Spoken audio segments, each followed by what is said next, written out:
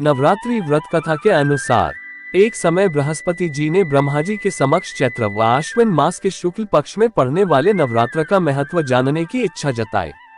उन्होंने कहा, इस व्रत का क्या फल है, इसे किस प्रकार किया जाता है, सबसे पहले इस व्रत को किसने किया, ये सब विस्तार से कहिए। बृहस्पति जी के प्रश्नों का जवाब देते हुए ब्रह्मा जी ने कहा, हे बृहस्पति, प्राणियों के हित की इच्छा से तुमने बहुत अच्छा प्रश्न किया है। जो इंसान मनोरथ पूर्ण करने वाली माँ दुर्गा, महादेव, सूर्य और नारायण का ध्यान करता है, वे धन्य है। ये नवरात्र व्रत संपूर्ण कामनाओं को पूर्ण करने वाला है। इस व्रत को करने से पुत्र सुख, धन, विद्या और सुख मिलता है। इस व्रत को करने से रोग दूर हो जाता है, घर में समृद्धि की वृद्धि होती है, बांझ को पुत्र प्राप्त होता है, समस्त पापों से छुटकारा मिल जाता है। जो मनुष्य इस नवरात्र व्रत को नहीं करता वह अनेक दुखों को भोगता है। यदि व्रत करने वाला मनुष्य सारे दिन का उपवास न कर सके तो एक समय भोजन करे और 10 दिन बांधवों सहित नवरात्र व्रत की कथा का श्रवण करे। हे बृहस्पति, जिसने पहले इस महाव्रत को किया है वह कथा मैं तुम्हें सुनाता हूँ। प्यारे दर्शकों, वीडियो में आगे बढ़ने से पहले आप लोगों से एक विशेष आग्रह करना चाहूंगा। चैनल पर पहली बार विजिट कर रहे हैं तो चैनल को सब्सक्राइब करके घंटी के बटन को ऑल पर सेट कर ले, ताकि हमारी आगे आने वाली सभी वीडियो का नोटिफिकेशन सबसे पहले आप तक पहुंचे। तो दोस्तों, आइए वीडियो में आगे बढ़े। ब्रह्मा जी बोले, प्राचीन काल में मनोहर नगर में पीठत नाम का एक अनाथ ब्राह्मण रहता था। वह माँ दुर्गा का भक्त था। उससे संपूर्ण सद्गुणों से युक्त सुमति नाम की एक अत्यंत सुंदर कन्या उत्पन्न हुई। वह कन्या अपने पिता के घर में अपनी सहेलियों के साथ क्रीड़ा करती हुई इस प्रकार बढ़ने लगी जैसे शुक्ल पक्ष में चंद्रमा की कला बढ़ती है। उसका पिता प्रतिदिन जब दुर्गा की पूजा करके होम किया करता, वह उस समय नियम से वहां उपस्थित रहती थी। एक दिन सुमति भगवती के पूजन में उपस्थित नहीं हुई।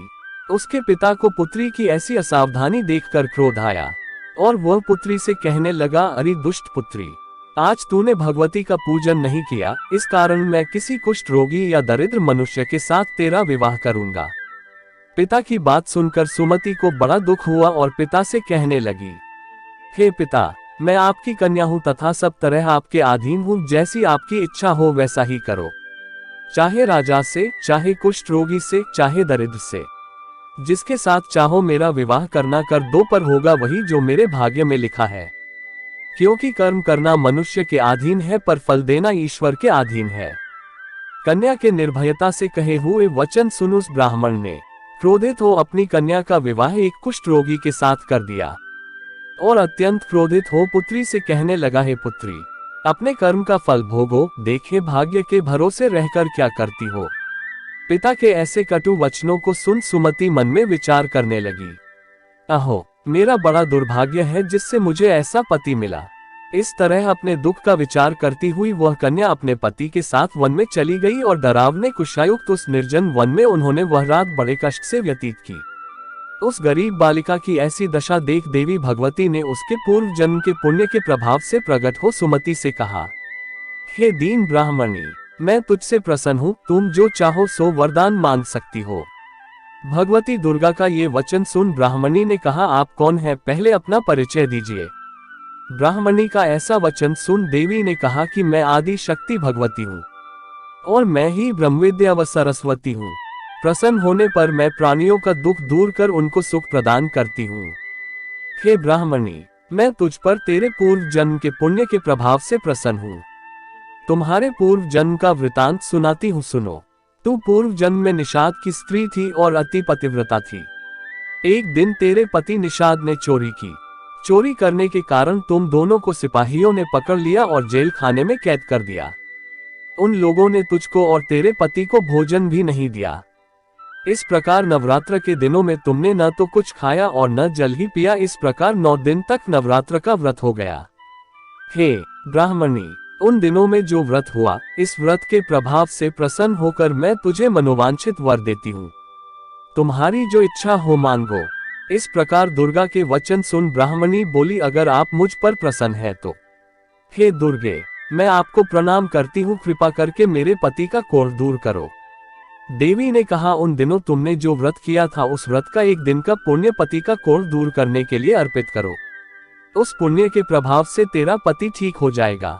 इस प्रकार देवी के वचन सुन वह ब्राह्मणी प्रसन्न हुई और पति को निरोग करने की इच्छा से जब उसने तथास्तु कहा, तब उसके पति का शरीर भगवती दुर्गा की कृपा से कुष्ठ रोग से रहित हो गया। वह ब्राह्मणी पति को देख देवी की स्तुति करने लगी। हे दुर्गे, आप दुर्गति को दूर करने वाली, तीनों लोकों का संताप हरने वाली, समस्त दुखों को दूर करने वाली, रोगी मनुष्य को निरोग करने वाली, प्रसन्न हो मनोवांछित वर देने वाली और दुष्टों का नाश करने वाली जगत की माता हो। हे अम्बे, मुझ निरपराध अबला को मेरे पिता ने कुष्ठ रोग से ग्रसित मनुष्य के साथ विवाह कर घर से निकाल दिया। पिता से तिरस्कृत निर्जन वन में विच रही हूँ। आपने मेरा इस विपदा से उद्धार किया है।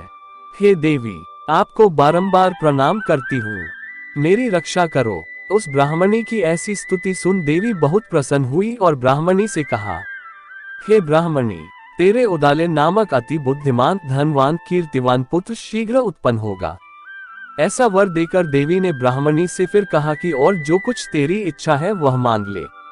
सुमति ने कहा कि हे भगवती दुर्गे, अगर आप मुझ पर प्रसन्न हैं तो कृपा मुझे नवरात्र व्रत की विधि का विस्तार से वर्णन करें। ब्राह्मणी के वचन सुन मां दुर्गा ने कहा, हे ब्राह्मणी, मैं तुम्हें संपूर्ण पापों को दूर करने वाले नवरात्र व्रत की विधि बतलाती हूँ। चैत्र मास के शुक्ल पक्ष की प्रतिपदा से लेकर 9 दिन तक व्रत करें। यदि दिन भर का व्रत न कर सके तो एक समय भोजन करें।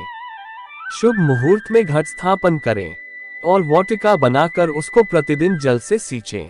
महाकाली, महालक्ष्मी और महासरस्वती की मूर्तियां स्थापित कर उनकी विधि सहित पूजा करें। बिजौरा के फल से अर्घ्य देने से रूप की प्राप्ति होती है। जायफल से अर्घ्य देने पर कीर्ति, दाख से कार्य की सिद्धि होती है।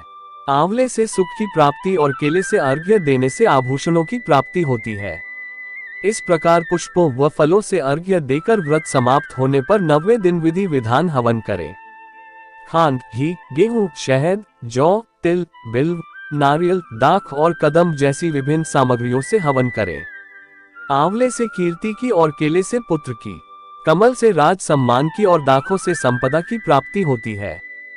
खांड, घी, नारियल, शहद, जौ और तिल तथा फलों से होम करने से मनोवांछित वस्तु की प्राप्ति होती है।